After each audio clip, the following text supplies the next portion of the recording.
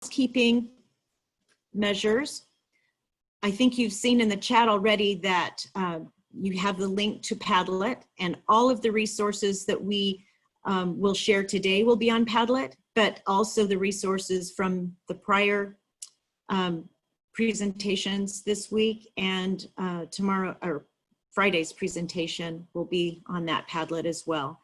So if you have the ability to click on it and look at it on a second screen or a minimized screen, you can do that as well. We are recording this presentation, and you probably saw in the chat an invitation, if you don't want to have your name on the recording, that you can go up to the little corner on your that shows your picture and your name, and click on the 3 dots and drop down to rename, and you can pick a school-friendly name.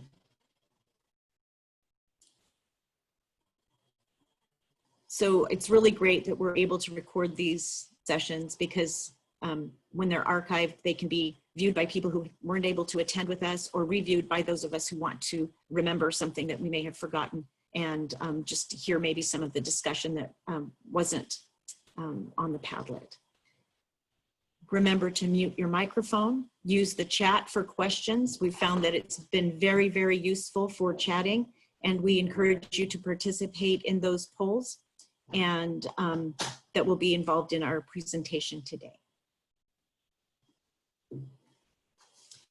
The agenda today is the Indiana IEP update, and they will go through annual goals, alignment in the Transition IEP, and annual goals sections. We'll go through present levels, specially designed instruction, annual goal statements, skill-based and measurable annual goal statements.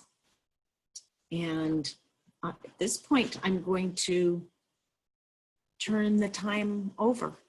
Is Matt up? Yeah. Ready to go? Yeah, and then so next we're going to talk a little about the IEP update. Matt, if you want to talk a little bit about some of these.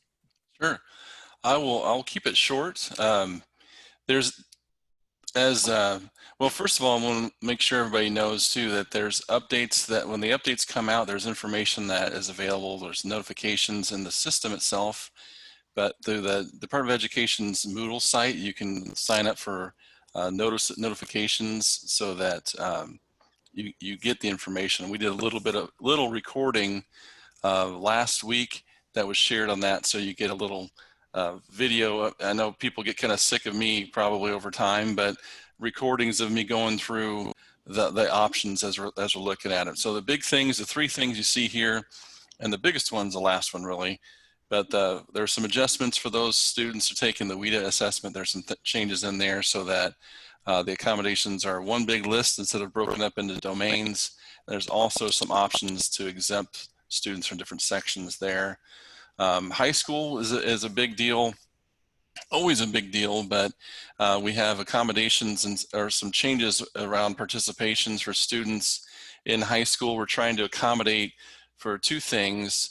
One, the change that's coming, or it's here, but it's not going to come for us for a couple of years, but the change over to College Board assessments instead of iStep and iLearn for high school students. So high school students will use the iLearn assessment still for government and for biology if they're participating in those, but the college entrance exam will replace our state assessment starting I think next year. So that's something that option's in place. And that changes things a little bit, because right now there's, as far as the different testing vendors, like if the SACT, SAT, those different College Board exams don't have a direct connection to our system. So accommodations are governed by those entities there. The big thing on the list though is the text-to-speech and calculator for all. And this is, thanks for putting that up, by the way, Michelle. Text-to-speech and calculator for all. This is something that it's, and I can share a link out to this as well, but it's on the accessibility appendix that the Department of Education Office of Student Assessment provides. Actually, it's on page 25 if you want to know. And it gives some guidance as far as text-to-speech and calculator for all, basically for students of 6th grade up. If you're taking the iLearn assessment, text-to-speech and calculator is available for all things. The limitation for text-to-speech previously was just for items not covering reading comprehension, and that's been removed. So there, you'll see an accommodation that's been added for students to get to read aloud our text-to-speech options for all pieces of any reading in the assessment can be read aloud with that accommodation.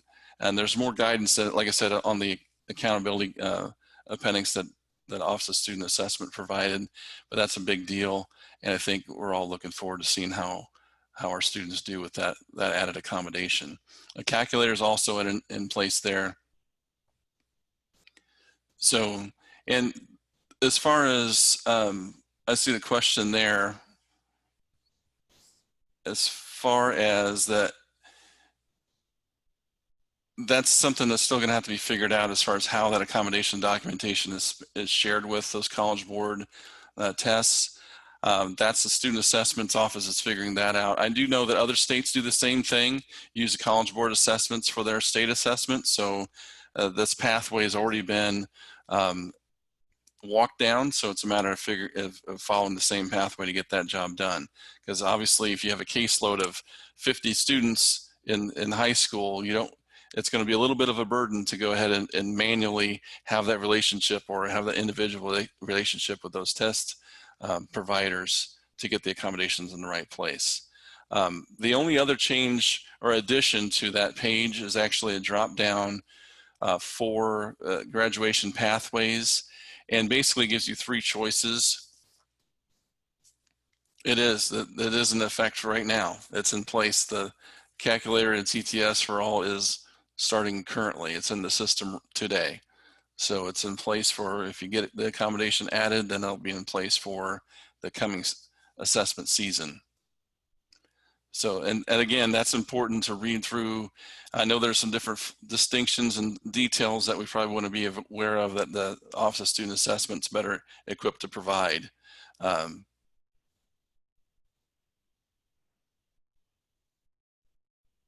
trying to think. Yeah, there's a choice in there for alternate assessment the student has participated in for 18 to 22. So they should be able to provide that.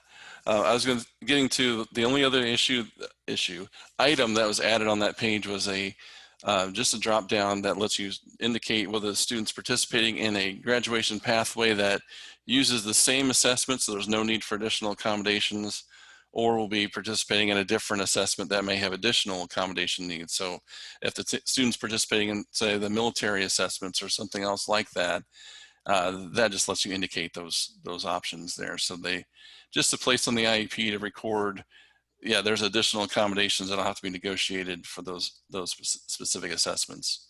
Matt, can I interject just one moment? So Certainly. you are not aware, there are questions that are being posed in the chat. Yep. And Matt is ready fire on answering these questions. So if you don't have your chat up, I have not interjected him because he is just answering those as they've come in. And Yeah. if you want to see what questions were posed, please pull up your chat. It is down at the bottom, and you can follow along with Matt as he's answering those questions as they come in. Thank you. Sorry, I should have let you do that. It's okay. It's okay. I didn't want to I'm take your okay job with it. away. No, it's Okay. fine. So the thing, Abigail, I saw your question too, and this is really just for grades 6 up. Okay, like I mentioned, grades 3 to 5. That's something I'll let you discuss with the Office of Student Assessment and how that might work there. But those specific assessments are looking at comprehension skills specifically and computation skills specifically. So the feeling is they wouldn't get an accurate measure of the student's skill level with those accommodations. But that's something that they'll certainly be willing to talk to you about. Okay, so those are the main items. in the system right now. I think hopefully there's no big changes coming for us for this rest of this school year. We'd like to sit tight and be quiet for a while if we can. And yeah, there was I see, Barb, with there was an issue yesterday for those students who are taking an alternate assessment. It gave you an error message in error that said you had to complete participations in math, language arts, science, biology, and government, and that's been resolved. PCG put a fix out. I was testing that this morning, so there's a fix in place for that. So that should be cleaned up. So if any of you had an error message that you didn't expect there, the only other issue that I see with this is if you're switching between assessments, make sure before you switch from maybe alternate assessment to the state assessments that you basically start from the bottom and go in reverse and remove all those options so that there's no option left. Otherwise, you'll get a message and you'll end up probably calling me about it, which is fine. But you'll get a message that says the previous accommodation or assessment participations haven't been removed. So there's a little document I can share with that too, on changing from alternate assessments if that's a need, but that's something that I get a lot of questions about. So that's about it for the updates of the system.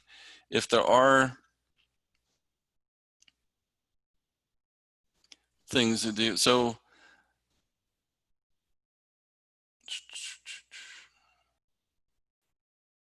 yeah, I think, Mindy, with that one, I think they should be able to indicate that they have participated in the alternate assessment. And so there should be 3 choices when, actually when students get to high school, they'll have the option in alternate assessment where they'll have participate with accommodations, without accommodations, and student has participated in the assessment. So they should be able to indicate that they have participated, and that should cover them from going forward from there.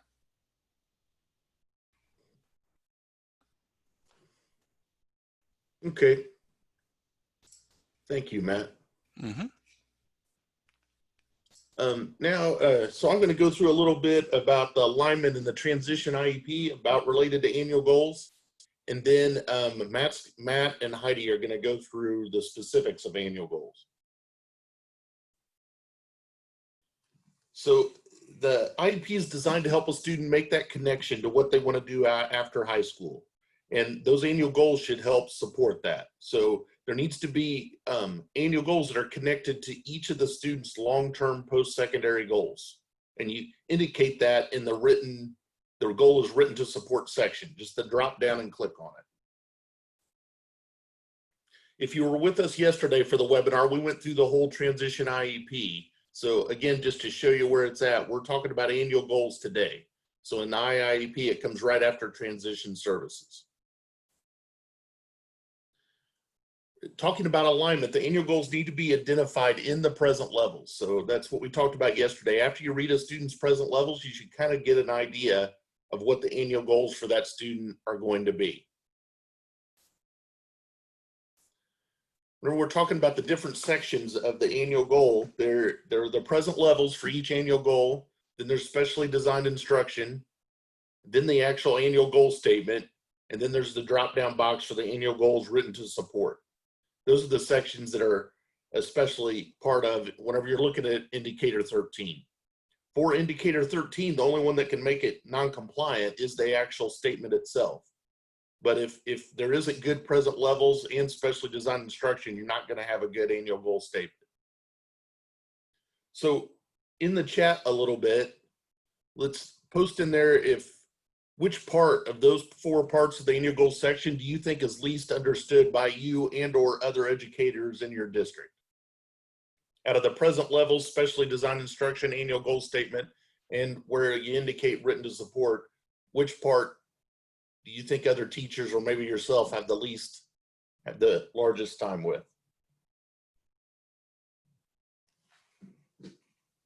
Yeah, SDI does come up a lot. Everybody's saying SDI. Yeah, and for monitoring, what we talked about on our first webinar was making sure that you're writing the annual goal sections to, that was something we saw in monitoring a lot, to make sure it's measuring the actual skill identified. Seems to be a difficult part. The annual goal statement obviously being the most important part of it. Seems like that in the annual goals, there were more skills in the annual goal statements, but sometimes the measurement wasn't measuring the skill identified. So the first part, when we're talking about present levels, the present levels should describe the current ability related to the goal, the student's current ability related to the goal, and the student's needs as related to the goal. SDI, on your Padlet, there is a Spread the Word that has a lot of really good information about specially designed instruction from the Indiana Department of Education. And there's also the specially designed instruction checklist from the IEP Resource Center. And both of those are on your Padlet.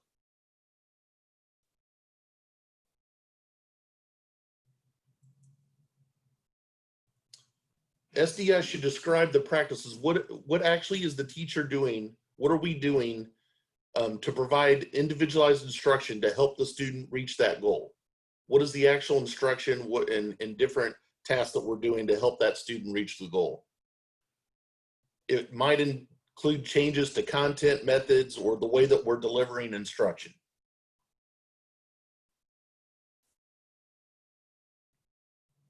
The SDI is kind of connected to the present level. So it should come, present levels describes where the student is, and then it leads into the specially designed instruction.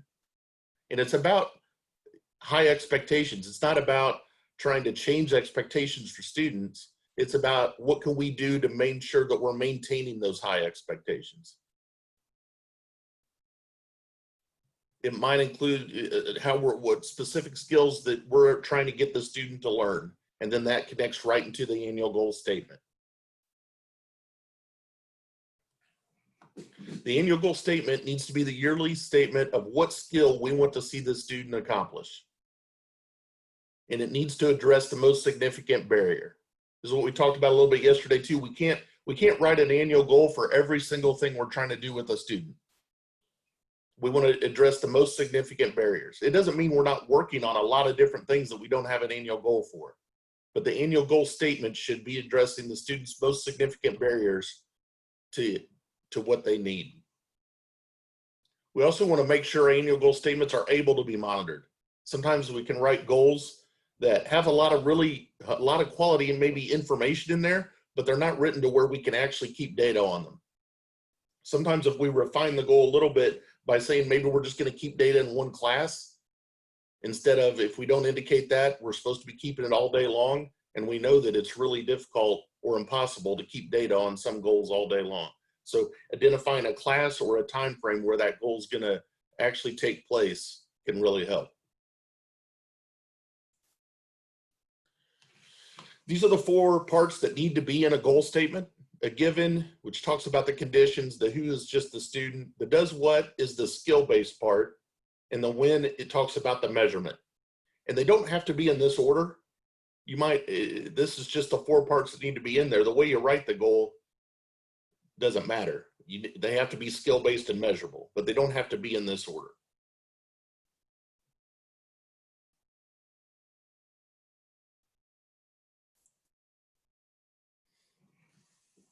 Things to remember about annual goal statements: they need to address one skill, measure the skill being taught, and be clear and concise.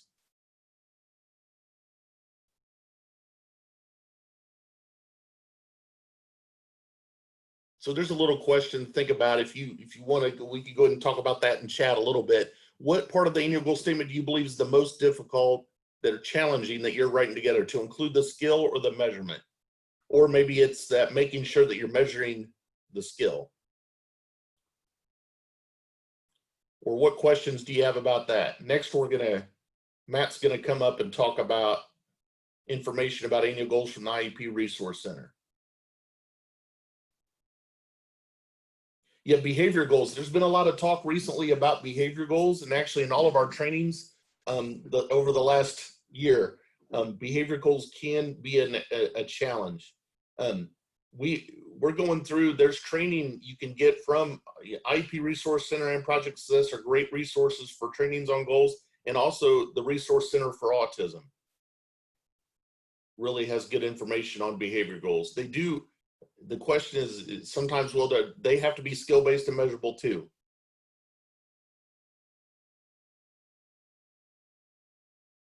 And that was what was good recently in monitoring, was the skills. A couple people are commenting about making sure that you're measuring the skill, and that is the most challenging part that we saw. Was in a good, it's good that we're starting to see more skills and goals, so they're improving. But that is the most challenging part, was making sure that we're measuring the skill.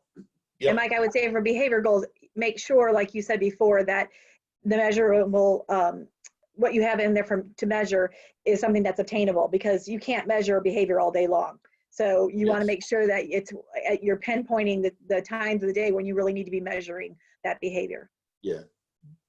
And that is why the FBA is very important too. So make sure that functional behavior analysis is really leading to that and done correctly. That, it's there, because sometimes we've heard people say, well, they behavior goal, but have you done the FBA? And people say no. Well, the FBA, you need to do that FBA to really figure out what exactly you need to work on for the goal. So Matt, if you're ready, I'll stop sharing if you want to share your part.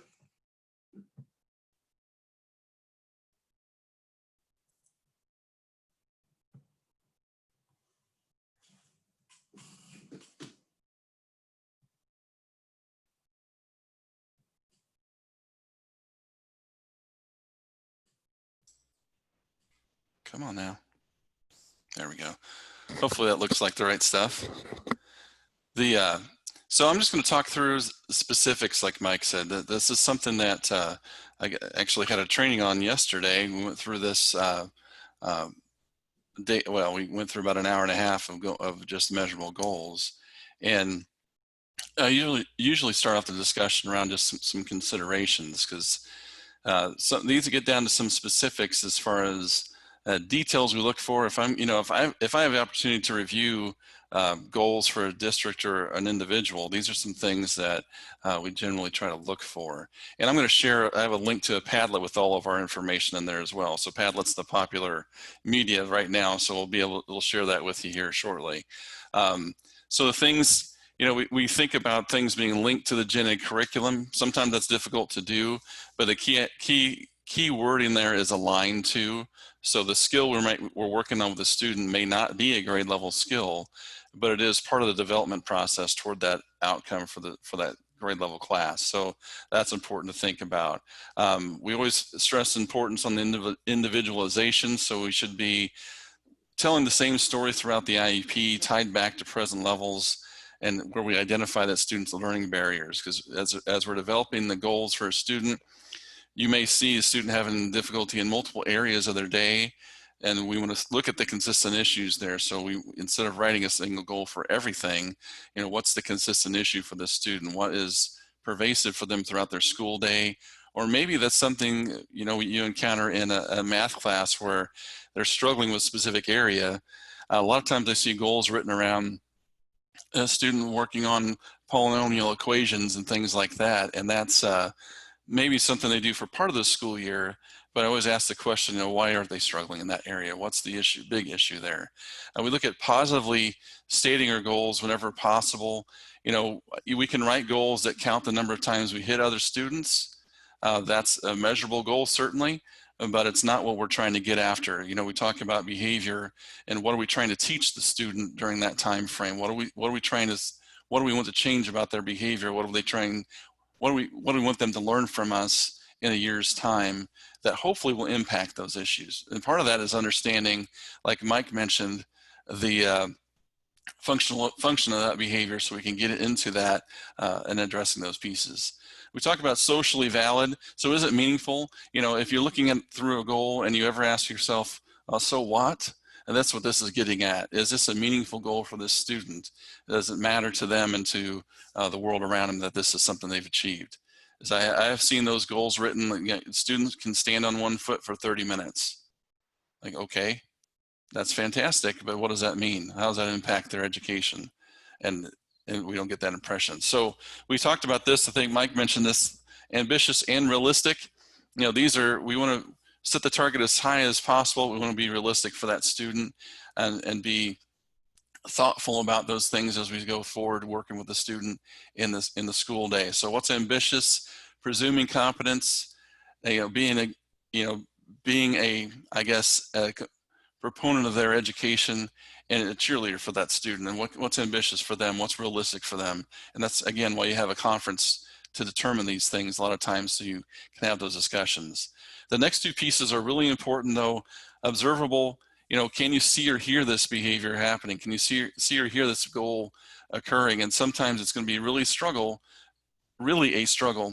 if you're asking about counting and timing things with behaviors specifically. In some cases, you have to rely on the student to rate that information, to talk to you about what internal things are going on with them and how they approach the situation, rather than, I can't see or hear what happened, but I know this didn't happen, so let's talk about what went on with that student.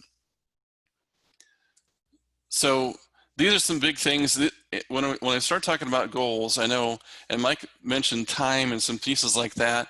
I always mention this when I look at annual goals is first of all, they are annual goals.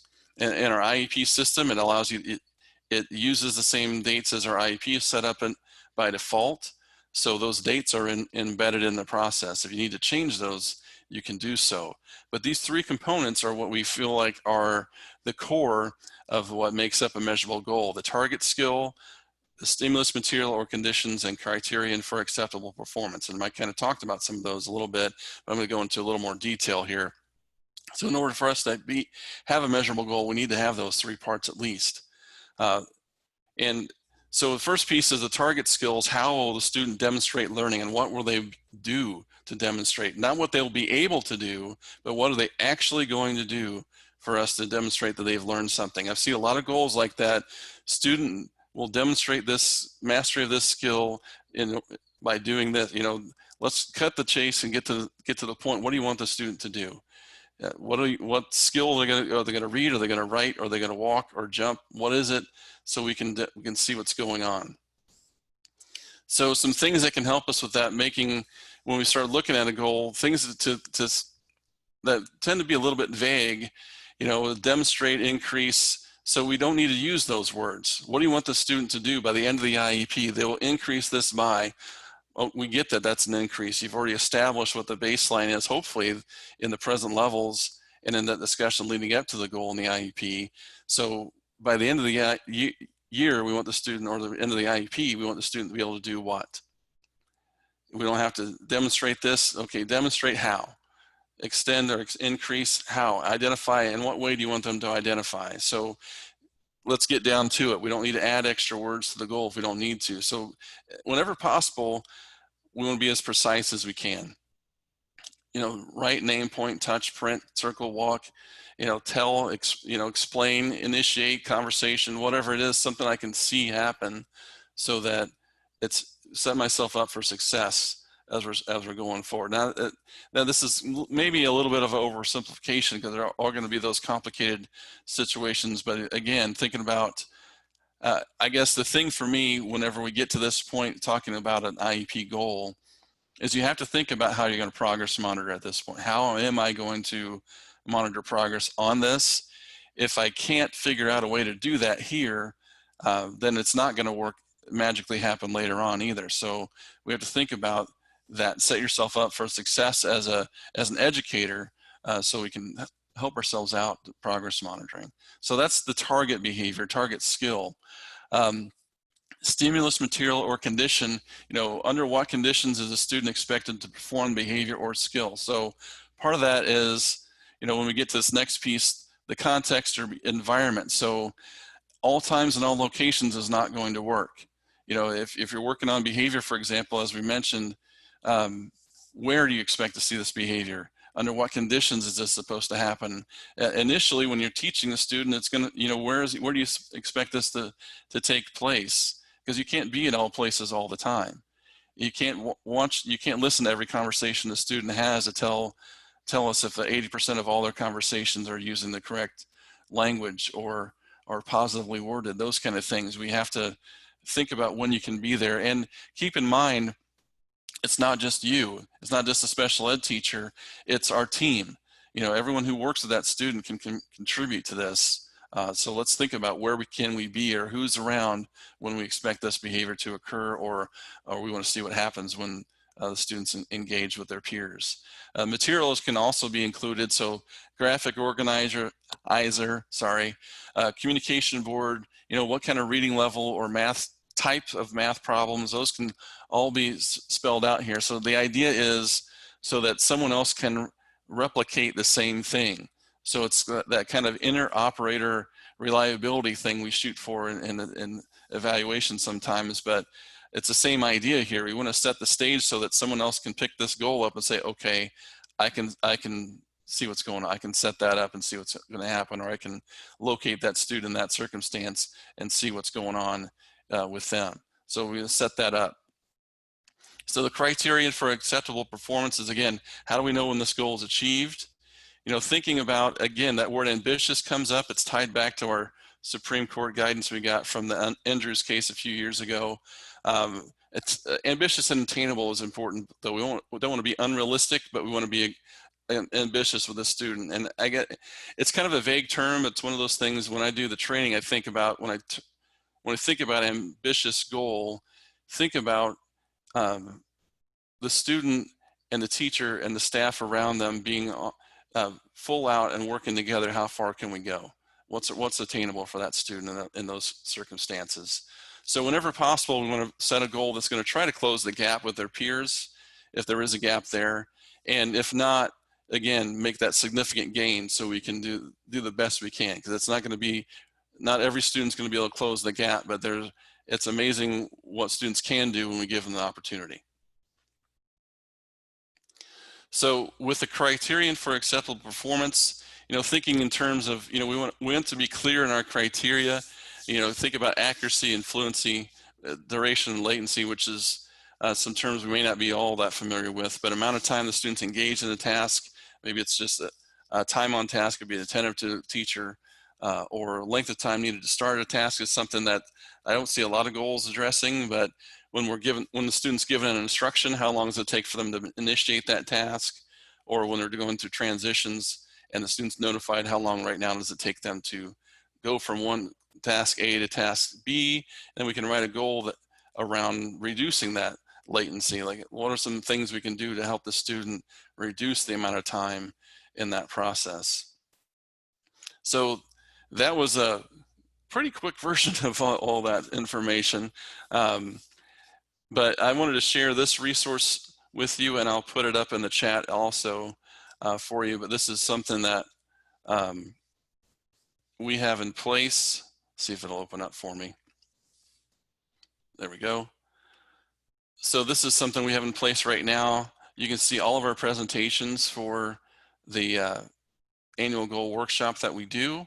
All of our handouts there. I also have in here something I'm kind of beta testing, which is a annual goals rating scale. So it has just this flat scale to start off with, and then it also has a more or less saying, does this exist or not? And then it also has a piece that looks at the quality of those different components. Something we just came up with, nothing that's been tested or vetted yet, but I wanted to share that with you because I get asked that a lot of times on what to do and how to do it. We'll also share in this documents and videos, we have some videos on this IEP system itself on how to run through the goals section, and also how to manage the progress monitoring piece within that. So those are some tools there, as well as all of our references and books that we use to help us develop our workshop. So are there any questions? I have not seen anything. Let me open that chat up again and see if we have a step one. Yeah, I will send you the link right now. Put that into chat.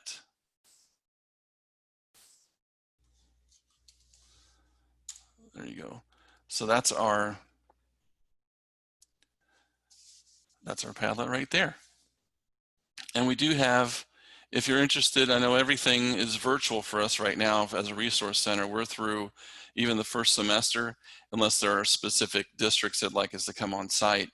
All of our main trainings are provided virtually. I know later on, I think beginning of September, I have another goals walkthrough, and we have IEP walkthroughs later this week. So if you're interested in that, they are shorter. They're an hour and a half long, just kind of like what we're doing this morning and this afternoon. So hopefully we can get you what you need when you need it. And we'll have some opportunities also to view recordings of those things after the fact if needed. So that really is all I had to share today. I know we can get into specifics of goals, but that can take us down lots of different rabbit holes there. But before I hand the ball back to Mike, is there any questions or concerns? I'm going to go ahead and stop sharing here. Thank you very much, Matt. No problem. Happy to do it. So Heidi, if you'd like to share now, and people can keep posting questions in the chat if you have some, as Heidi gets set to present and share. While we're waiting on Heidi, I just wanted to let you know that I updated our Padlet and added a column that is titled IEP Resource Center, and Matt's Padlet can be accessed from that as well. So all the resources that we are sharing are on the regional Padlet. Okay, is my screen showing now? It is. Okay. Looks good. All right, good. All right, so, as you know, as Kathleen showed earlier in the presentation about our EARNS, our Indiana Resource Network, we are part of the Resource Network. We are a statewide resource center that is solely for working with students with significant intellectual disabilities.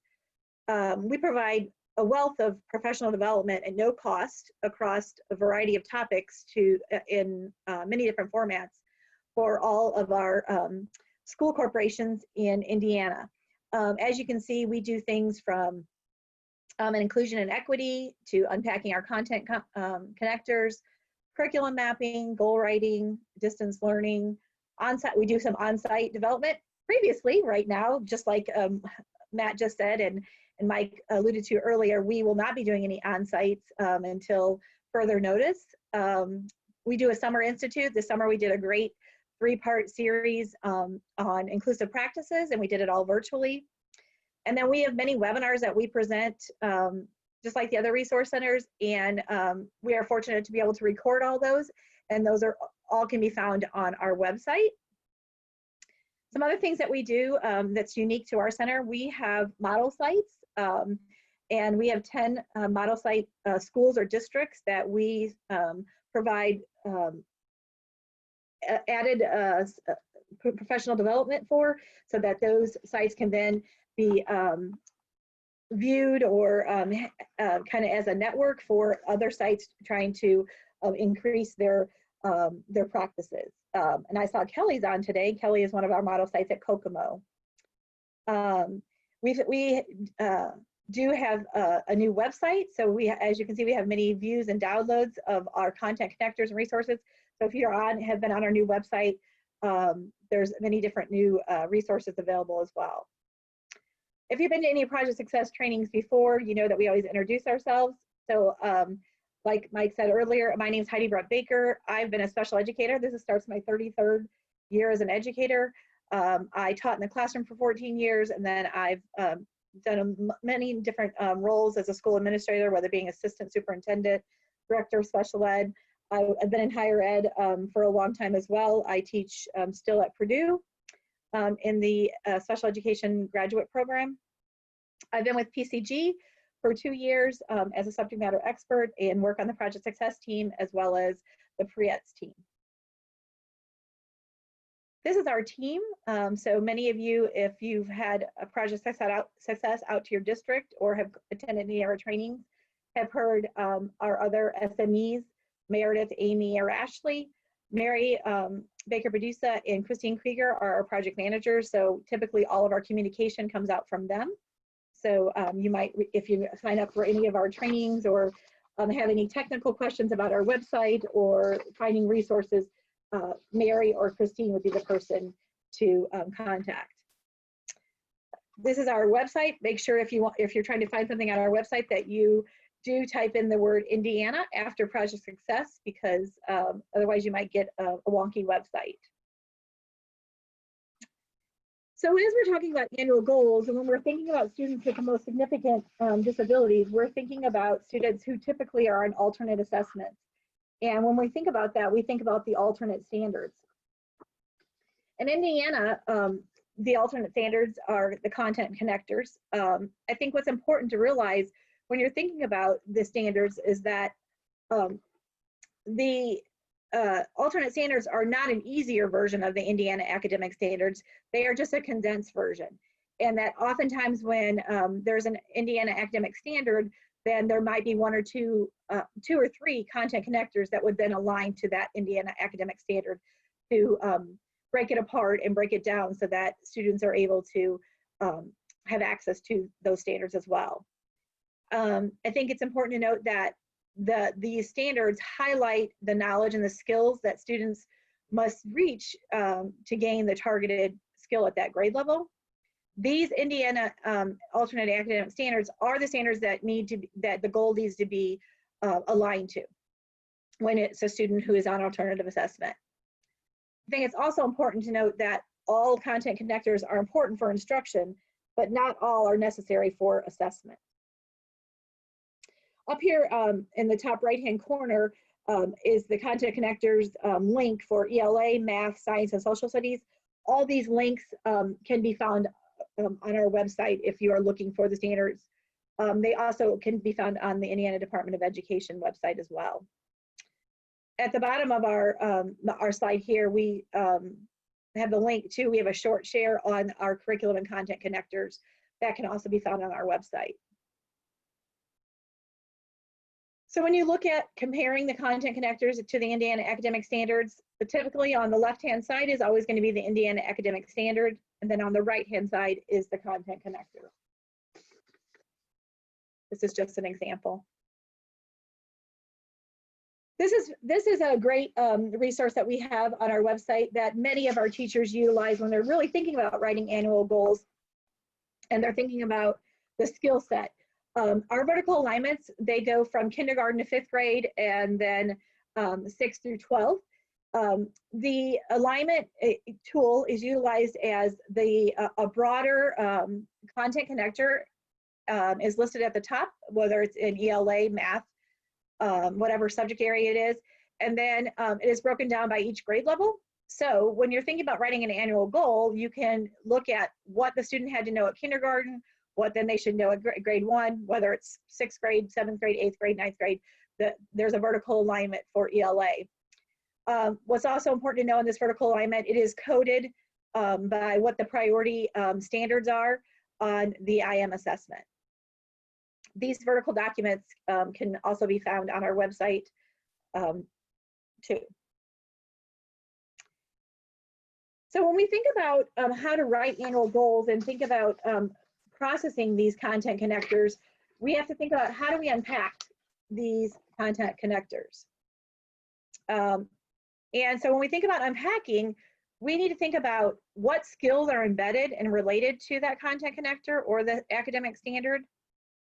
What's the function and how do we generalize those skills? And then what vocabulary is embedded into those standards, whether it's core vocabulary, academic vocabulary, or assessment vocabulary. If you look on our website, and if you've been in any of our trainings before, we usually start out with this kind of training with our teachers, really thinking about how do you unpack a content connector? How do you unpack a standard so that you can write those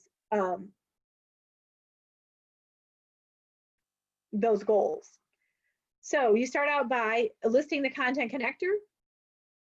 Then you think about what are the skills and the concepts needed for that content connector. What access every student would need to be able to have to master this content connector. And then think about your student in particular, or your students, what access skills described describes the barriers for the students to access this content connector. This is where your annual goal is going to come from. What is that barrier? So what needs to increase? What needs to be achieved so that that student can then have higher levels to achieving that content connector? Let me show you an example. There's some primary ones, a secondary one, and let me show you a high school one. So if we're thinking about solving a linear equation, this is the content connector. What are some skills embedded in this content connector that we have listed? One would be to solve one variable equation. Another would be to solve a two variable equation. Also, the student would need to read and analyze the graphs. Those are the verbs of what needs to happen within the content connector. Then we think about the concepts. What are the concepts? What are the nouns? What does the student need to know when being able to master this content connector? They need to know equations, graphs, and variables. Then we move to what access skills are required for every student to master the grade level content connector. And there's a lot. And there's no right or wrong answer when you are unpacking the content connectors. It's here to help you as a tool to be thinking about how do we help our students achieve alignment to the content standards. So, but some things reign true in every content connector. One would be a mode of communication. The student has to have a mode of communication so that you know that where they're at in that content standard.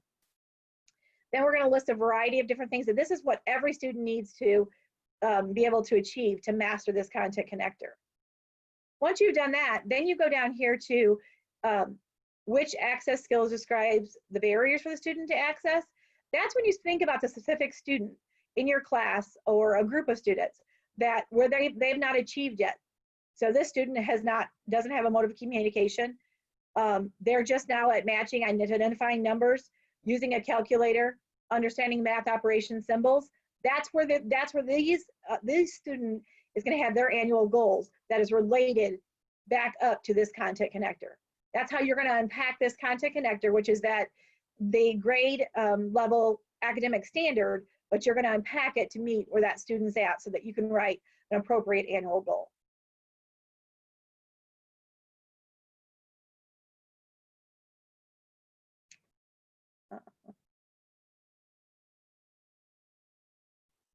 Any questions?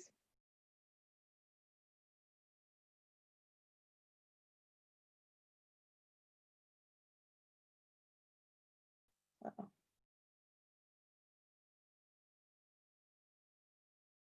Mike, can you hear me?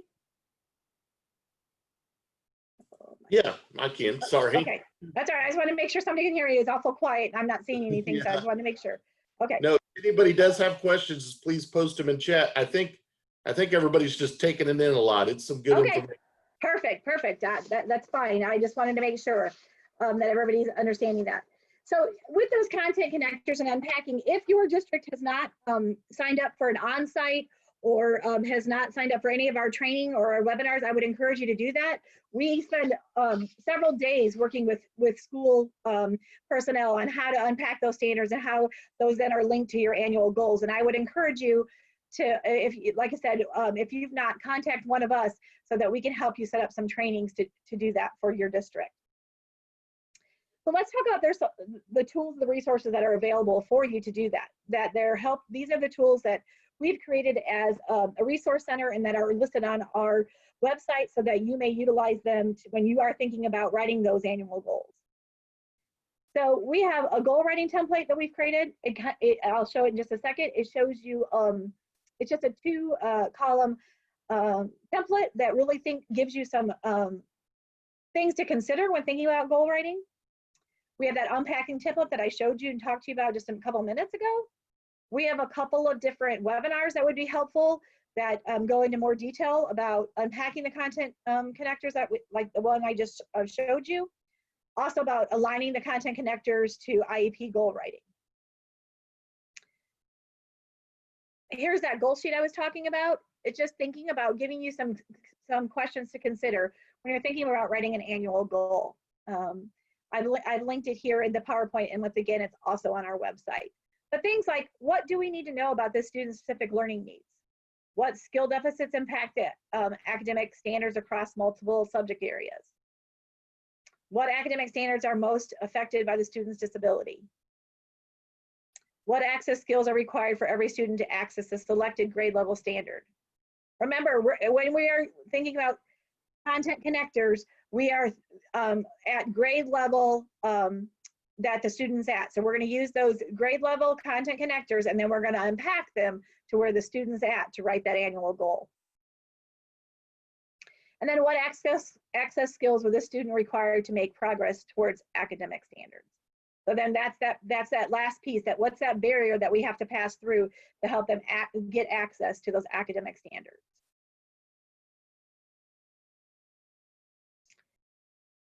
Here's a list of all the content connector resources I told you about. There's the vertical alignment for K5, 6, 8, the descriptions of the blueprints.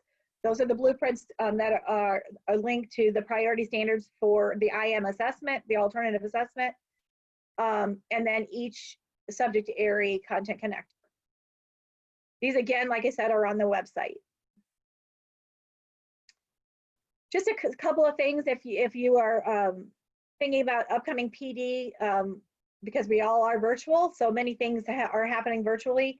We did give a fall data review on keeping data review and how to collect data for students on August 5th. The recording is now on our website. Developing a virtual learning plan we gave last week, and that is now on our website. We do have one on August 27th on a guide to content connectors. So if you have any new teachers that are working with students on alternative assessment, I would encourage them to sign up and listen to the webinar on content connectors.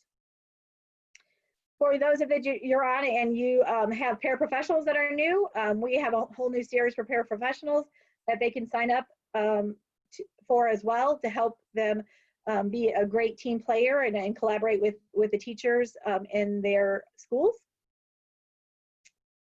And then throughout the year, like I said, we do offer webinars for anybody who they are no cost. And these webinars are what we have set for this school year: an inclusive mindset, best practice for inclusive instruction, collaborative practices to increase student outcomes, connecting behavior and academics. And those, you can register for all these on our website. Any questions?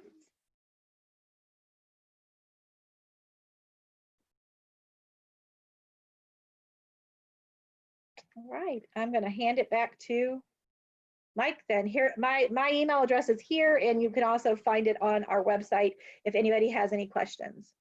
While we're waiting for that transition from Heidi to Mike, thank you, Heidi and Matt. I am still monitoring that chat. We did have someone that gave you props to Project Success about implementing the COC requirements and raising the expectation for COC students. The core content connectors are invaluable for teachers, and the paraprofessional modules are a fantastic resource as well. So I will also post the training link from the Project Success website into our Padlet, so that if you are interested in any of those upcoming webinars, you are more than welcome to sign up through their website. Thank you, Wendy.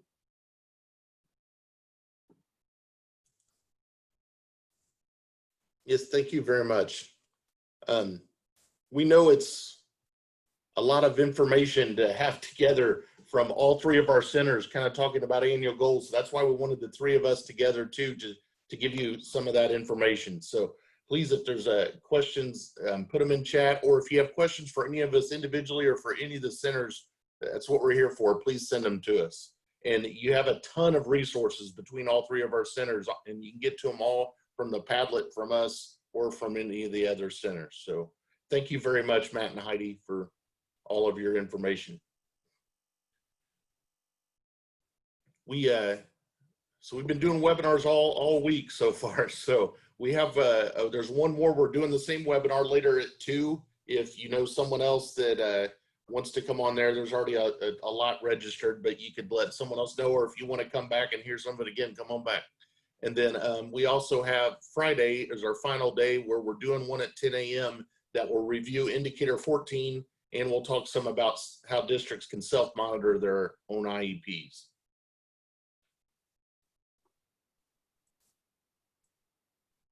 So we're going to be on here for a little while. So if you have some final questions, please post them in the chat. And we'll be on here for a little bit. If not, we'll hopefully see some of you on Friday.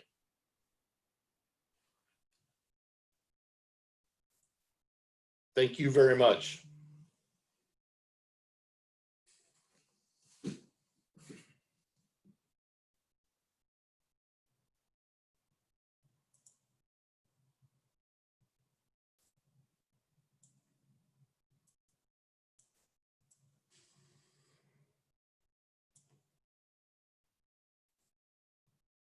I'll see you guys this afternoon. I'm going to hop off to another call.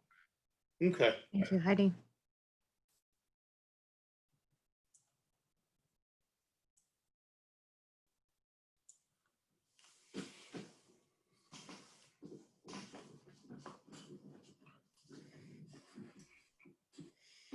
I'm going to have to hop off as well, but I'll see you guys this afternoon. Okay. Thank you very much, Matt. Glad to be here. Thanks.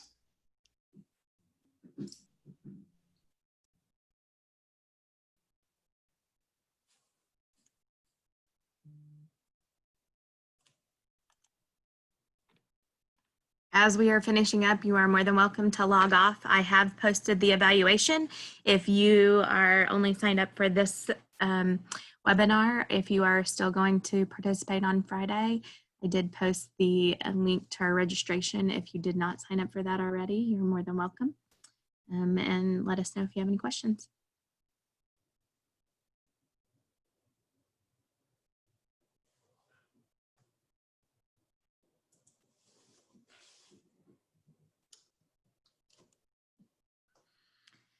I also did link, if you're still on here, and there were lots of resources that were shared today.